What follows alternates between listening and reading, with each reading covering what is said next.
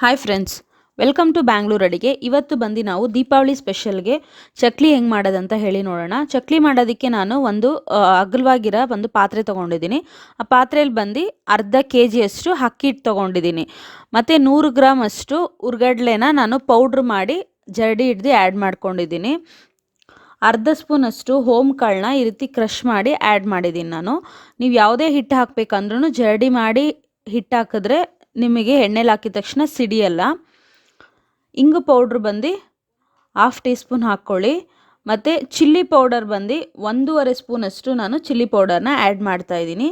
ಮತ್ತು ಪೇಪರ್ ಅವಲಕ್ಕಿ ಬರುತ್ತಲ್ಲ, ಅದು 100 ಗ್ರಾಮ್ ಅಷ್ಟು ನಾನು ಪೇಪರ್ ಅವಲಕ್ಕಿನ ತೊಗೊಂಡು ಮಿಕ್ಸಿಯಲ್ಲಿ ಹಾಕಿ ಪೌಡ್ರ್ ಮಾಡ್ಕೊಳ್ತಾ ಇದ್ದೀನಿ. ಪೌಡ್ರ್ ಮಾಡ್ಕೊಂಡು ಅದನ್ನು ಅಷ್ಟೇ ಜರಡಿ ಹಿಡಿಬೇಕು. ಜರಡಿ ಎಲ್ಲ ಪೌಡರ್ಸ್ನು ಜರಡಿ ಹಿಡಿಬೇಕು. ಯಾಕಂದರೆ ನಾವು ಎಣ್ಣೆಲಿ ಹಾಕಿದ ತಕ್ಷಣ ನಿಮಗೆ ಸಿಡಿಯುತ್ತೆ. ಅದರಿಂದ ಏನು ಮಾಡಬೇಕು, ನಾವು ಎಲ್ಲನೂ ಜರಡಿ ಹಿಡ್ದು ಆ್ಯಡ್ ಮಾಡಬೇಕು. ನೋಡಿ, ಈಗ ನಾನು ಅವಲಕ್ಕಿನ ಜರಡಿ ಮಾಡ್ತಾಯಿದ್ದೀನಿ. ಅವಲಕ್ಕಿನ ಪೌಡ್ರ್ ಮಾಡ್ಕೊಂಡಿದ್ದೀನಿ ಮಿಕ್ಸಿಯಲ್ಲಿ ಹಾಕಿ, ಅದನ್ನು ಆ್ಯಡ್ ಮಾಡಿದ್ದೀನಿ. 100 ಗ್ರಾಮ್ ಅಷ್ಟು ಅವಲಕ್ಕಿನ ಆ್ಯಡ್ ಮಾಡಿದ್ದೀನಿ.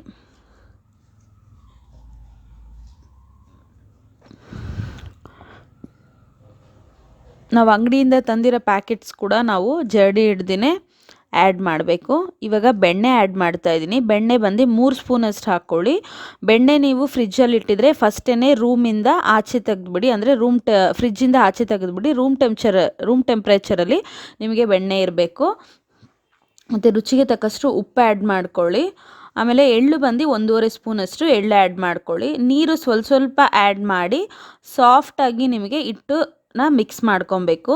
ಅಂದರೆ ನಾವು ಚಕ್ಲಿ ಮಾಡೋದಕ್ಕೆ ಬಂದು ನಾವು ಹಿಟ್ಟು ತುಂಬ ಸಾಫ್ಟಾಗಿರಬೇಕು, ಅಂದರೆ ಒದ್ದೆ ಇರಬೇಕು. ನೀವೇನು ಮಾಡಬೇಕು, ಒಂದು ವೈಟ್ ಬಟ್ಟೆ ತೊಗೊಳ್ಳಿ. ವೈಟ್ ಬಟ್ಟೆನ ನೆನೆಸ್ಬಿಟ್ಟು ಆ ಹಿಟ್ಟು ಮೇಲೆ ಹಾಕಿಟ್ಕೊಳ್ಳಿ. ಈಗ ಜಾಸ್ತಿ ಕ್ವಾಂಟಿಟಿ ಮಾಡ್ತೀವಿ ಅಂತಂದರೆ ಏನಾಗುತ್ತೆ, ನಾವು ಒಂದು ರೌಂಡ್ ಚಕ್ಲಿ ಮಾಡೋಷ್ಟರಲ್ಲಿ ನೆಕ್ಸ್ಟ್ ರೌಂಡ್ ಮಾಡೋಷ್ಟರಲ್ಲಿ ಹಿಟ್ಟು ತುಂಬ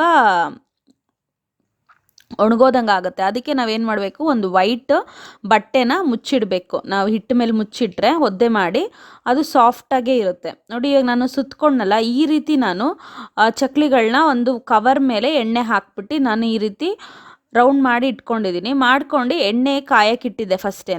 ಆ ಎಣ್ಣೆ ಕಾದಿದ ತಕ್ಷಣವೇ ಮಾಡಿರೋ ಚಕ್ಲಿಗಳನ್ನೆಲ್ಲನೂ ನಾನು ಈಗ ಎಣ್ಣೆಗೆ ಬಿಡ್ತಾಯಿದ್ದೀನಿ. ಎರಡೂ ಕಡೆ ಚೆನ್ನಾಗಿ ಫ್ರೈ ಆಗಬೇಕು. ಎರಡೂ ಕಡೆ ತಿರುಗಿಸಿ ಹಾಕ್ಕೊಬೇಕು. ನೋಡಿ, ಈ ರೀತಿ ಒಂದು ಸೌಟಲ್ಲಿ ಹಿಂದೆಗಡೆ ನಾವು ಸುತ್ಕೊಂಡು ಕೂಡ ಎಣ್ಣೆಲಿ ಡೈರೆಕ್ಟಾಗಿ ಬಿಡ್ಬೋದು. ಅಂದರೆ ಡೈರೆಕ್ಟಾಗಿ ಕೆಲವ್ರಿಗೆ ಬಿಡೋಕ್ಕೆ ಬರಲ್ಲ ಅಂದರೆ ಈ ರೀತಿ ಮಾಡ್ಬೋದು. ಮತ್ತು ಕವರ್ ಮೇಲೆ ಹಾಕ್ಕೊಂಡು ಕವರ್ ಮೇಲಿಂದನೂ ಎಣ್ಣೆಲಿ ಹಾಕ್ಕೊಬೋದು. ನೋಡಿ, ಇಷ್ಟು ಸೂಪರಾಗಿ ನಮಗೆ ಚಕ್ಲಿ ರೆಡಿ ಆಗಿದೆ. ದೀಪಾವಳಿಗೆ ಎಲ್ಲರೂ ಈಗ ನಾವೆಲ್ಲರಿಗೂ ಕೊಡೋದಕ್ಕೆ ಎಲ್ಲ ಚಕ್ಲಿ ಎಲ್ಲ ಮಾಡ್ತೀವಿ, ಅಂದರೆ ತಿಂಡಿಗಳನ್ನ ಎಲ್ಲರಿಗೂ ಕೊಡೋದಕ್ಕೆ, ಹಂಚೋದಕ್ಕೆ. ಆವಾಗ ನೀವು ಇದನ್ನು ಮಾಡ್ಬೋದು. ನೀವು ಚಕ್ಲಿ ತುಂಬ ಸೂಪರಾಗಿ ಬಂದಿದೆ. ನಾನು ಅರ್ಧ kg ಅಷ್ಟು ಮಾಡಿದ್ದೀನಿ. ನೀವು 1 kg ಮಾಡ್ತೀರಾ ಅಂದರೆ ನಾನು ಹೇಳಿರೋ ಅಳತೆನ ಹಂಗೆ ಡಬಲ್ ಮಾಡ್ಕೊಳ್ಳಿ. ನೋಡಿ, ಎಷ್ಟು ಸೂಪರಾಗಿರೋ ನಮಗೆ ಚಕ್ಲಿ ರೆಡಿ ಆಗಿದೆ. ನೀವು ಇದೇ ರೀತಿ ಒಮ್ಮೆ ದೀಪಾವಳಿಗೆ ಟ್ರೈ ಮಾಡಿ. Thank you.